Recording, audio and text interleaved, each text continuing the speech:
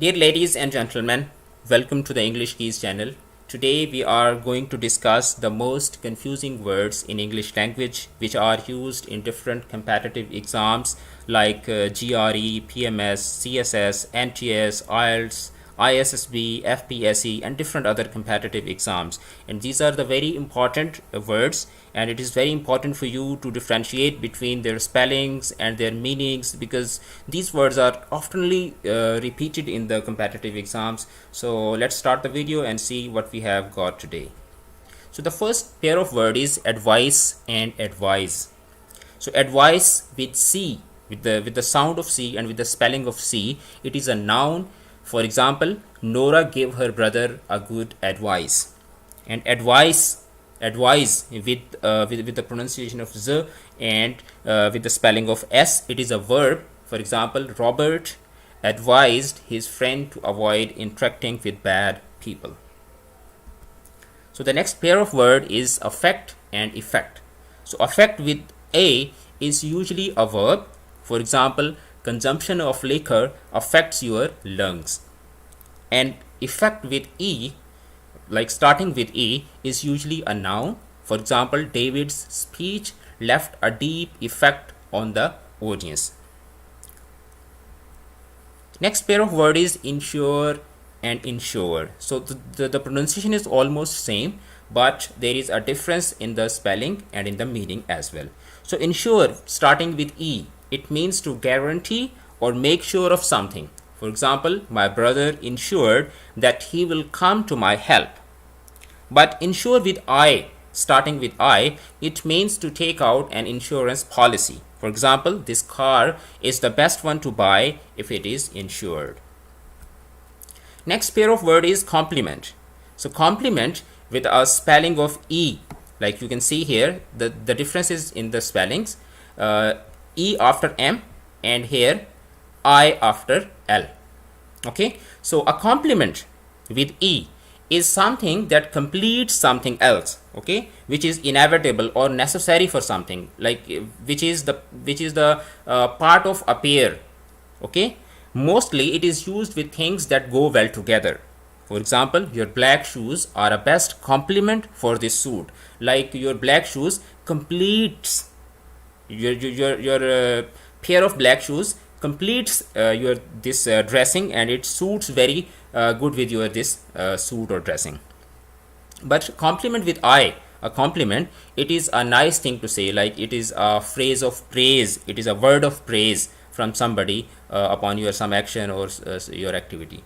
So for example, the compliment from the boss boosted his spirits. So the compliment from the boss boosted his employee's spirit. Next pair of word is farther and further. Farther with fa and further with for.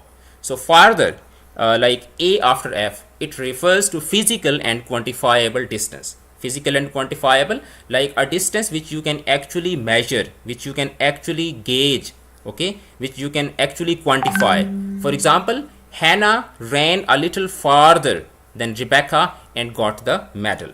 And further, with U after F, it refers to metaphorical distance, like imaginative and literary distance. And what is the purpose of this metaphorical distance? Just to give a sense of gap.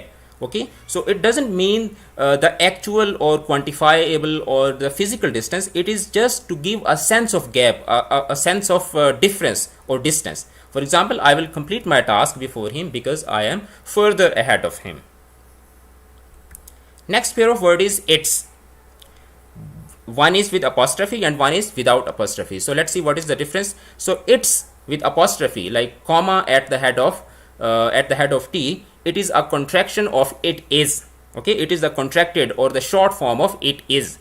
For example, it's very easy to write a letter, meaning it is very easy to write a letter. But it's without apostrophe, without a comma at the head of T, it is a possessive pronoun that means belonging to it. Like it shows the ownership. It is used for ownership and association. For example, the cat broke its leg by falling from the roof. Okay, so here it means the leg of the cat. Okay, next one is lose and lose. Lose with the OO, double O, and lose with single O. So lose with double O spelling is usually an adjective. For example, write the answers on a loose sheet. Okay. And lose with the single O, okay, single spelling of O, it is always a verb and it means to drop something or to be defeated in a game or contest. For example, he will lose the game if he'll keep playing like this. And another example of lose is like I lost my bag while shifting residence. Got it? Next word is stationary. Okay, stationary with A after N and stationary with E after N. So the spellings are different and the meaning are also different. So let's see at the meanings. Stationary with A after N, it means static or unmoving, something which is static, something which is not moving, something which is constant, which is permanently stopped at some place. The example is the trees are stationary and cannot move from one place to another. So the other spelling of the stationary are with E after N, and it refers to materials used for writing, for example papers, sheets, etc. and etc. So the example is that always use good stationery to write effectively. So stationery with E is something that is static, something that is stopped, and stationery with A after N is the material which we use for writing like papers and sheets. So the next word is to with single O and to with double O. To, like with single O, is a preposition and it is used to indicate direction. For example, I went to market. And it is also used in the infinitive form of verb. For example, I have a lot of work to do. I have a lot of work to do. So here it is used as an infinitive form of verb. I have a lot of work to do before I leave.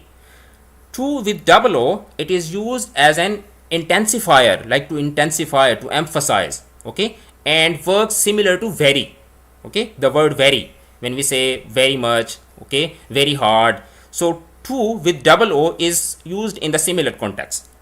It is too hard, like it is very hard.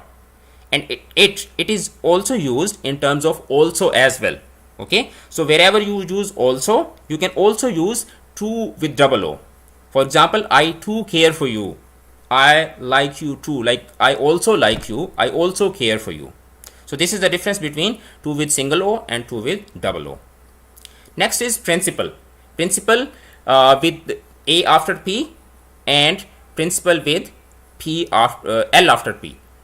Okay. So principal with the A after P is used as noun or adjective. As a noun, it stands for a key person or the leader of an organization, of a school, of a university, of a college, etc. and etc. For example, Janet is the principal of our school. Okay, like Janet is the leader of our school.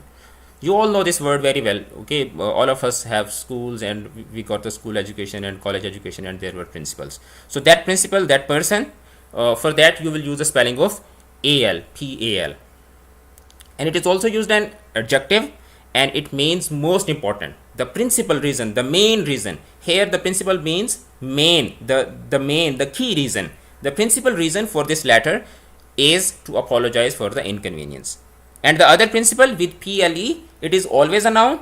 Okay, the first principal we discussed, it can be used as a noun or as an adjective. But this principal with PLE, it is always used as a noun, and it is used for a strong belief or a set rule.